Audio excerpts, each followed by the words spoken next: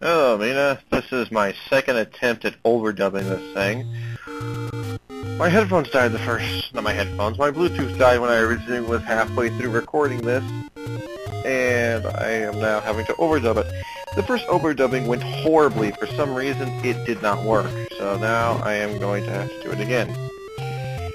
Anyway, pretty much what's going on with my Bluetooth is the fact that it's cutting out occasionally. And I think it's because it went through the washer. Yes, I know, I am a dumbass. But I'll worry about that later. Anyway, here we are trying to find our way to level 5, and I'm standing here like a moron as I look at the map because I haven't realized I'm going the wrong way. I need to go back into the graveyard. And from there, we're going to head south and out the same way we came until we hit pretty much the mountain area where we found the letter from the woman. This video is about 3 minutes of me completely screwing up and then getting to the dungeon and being confused as all hell. So, you aren't missing much. It's just the standard, you know, it's par for the course for this Let's Play. Anyway, right now we're heading north from here if I'm correct. Because I need some healing, as you can tell. I'm down to 4 hearts. And lo and behold, we reached the ferry. Yay. So now with that done,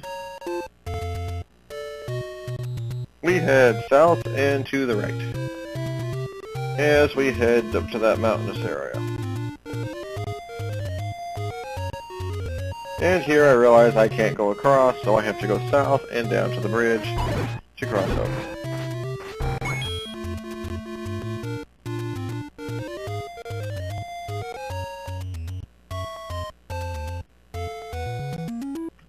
And here I get stuck on the rocks because I'm paying more attention to the map, as usual, and not to the screen.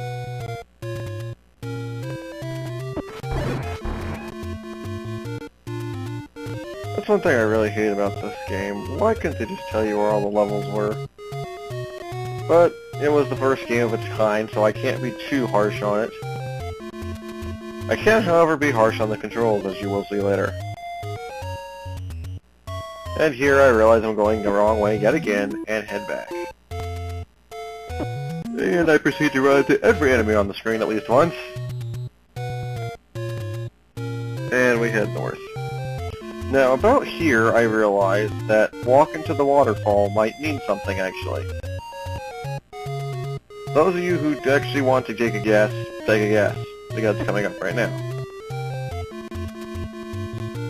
Here's a waterfall. We walk into it, and find something completely useless. It's a lady, who if we pay her, she'll give us a hint. Why, that probably was good advice back in the day. It still is kind of bad, I think, overall. The fact that you have to pay somebody to figure out where you're going in the game. That's why I have a map. Anyway, here I'm checking the map again to make sure I'm in the right spot, and we're going to go north 4 times. Pretty much like the Lost Woods before, where I couldn't figure out where I was going, except this is a lot simpler because it's one direction 4 times. You can't screw it up. It's idiot-proof, pretty much. And I'm an idiot. And here, I saw on the map, I realized that there's a staircase in this area. So I proceed to wake up the Amorous Knight, and go down the staircase. And end up in the entrance to level 5. Check my map, okay, go out the door, and come out the entrance. So I go back in, and I'm confused as all hell when I come in the same door. The purpose of that staircase, I don't know, but we have a continuity error. Anyway, well, not really continuity error, but anyway. These are Pole's voice. I hate them, much like everything else in this game. Mainly because of the fact that they jump around. And they can jump, if I remember correctly, they can actually jump diagonally somewhat. So I don't think we see it here. I think it's in one of the later areas. But they're not super difficult, they're just annoying. Now, if you read the original NES instruction manual, you'd notice something. It says it hates loud noises. I'll get into that in a second, because first, we have another dark area, which I'm really getting tired of by this point. switch to the candle, and holy crap, that's either lava or blood. I'm going to go with lava because blood would be more disturbing, but that was pretty much what I said the first time anyway, so you didn't really miss it. Anyway, going back to Pole's voice, on the original Famicom system, oh yeah, and Big Dogger hates loud noises, or certain kinds of sounds. On the Famicom, which was the Japanese NES, the second controller had a microphone on it. Rumor is, and I can probably go look this up and I'm too lazy, that if you blew it to defeat Pole's voice, you had to blow into the microphone on the second controller. Well, obviously the NES doesn't have a second controller, so that doesn't matter. But anyway, these of course are Dodongos, and this is a dick move by the game. You need bombs to kill them, obviously. We're going to be seeing a lot of moves like this from now on, I have a feeling. And if I screw up here, I can't figure, of course, because of the fact he didn't eat the bomb, it stunned him, and didn't kill him. So now I'm down to 1 and 2 bombs. And because I wasted that, obviously I cannot win. So, at this point, I pretty much just say, screw it, and go to the right. Also note that we have 2 keys. I don't know. If you saw, we only picked up 1 so far in the entire stage, maybe 2, so we have an extra key, at least. Anyway, it's dark in here. So I, stupidly, don't use the candle, and instead just decide to kill these things. For 5 rupees. Now I decide I'll take the candle out, and use it. So we head north. And here's more mummies. Yay, mummies. I think they're Gidbos or Gibodos, however they else pronounce them, but they proceed to completely rape me, because I can't do anything right, as you can tell. That's one thing I don't like about this game, is that the controls are really stiff. You're snapped to the grid, pretty much.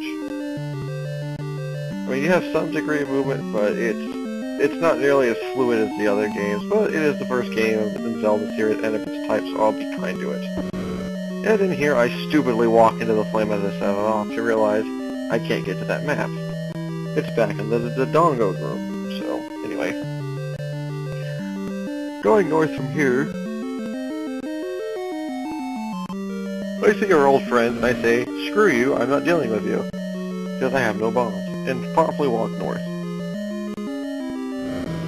Into a room filled with mummies, Pole's voice, and bats. And I hate bats. Bats are annoying. Anyway, you proceed to kill Pole's voice because it needs to die. Think of it, it's a rabbit head with large whiskers and large ears that hops around. It doesn't deserve to live. And now we head left through a locked door.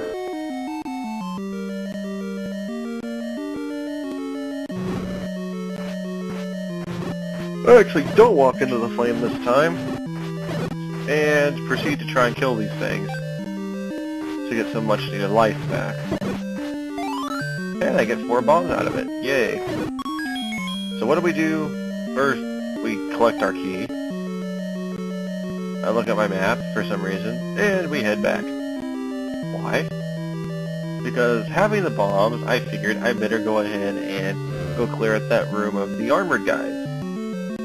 I think they're dark nuts, I don't remember. So anyway, equipping my bombs, I stupidly don't walk into the room until then. And forget that I need the candle.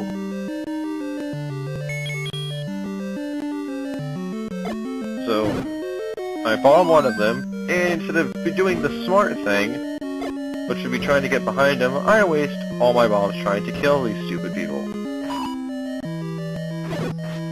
Well, if I had just walked around to the side and stabbed them, I could have gotten the compass without wasting bombs, which means I can't fight Dodongo. Anyway, that's about the end of this. Next time, we're back to regular commentary. I do apologize for this, Minna, but until next time, this is the Burning Hunter saying, Johnny.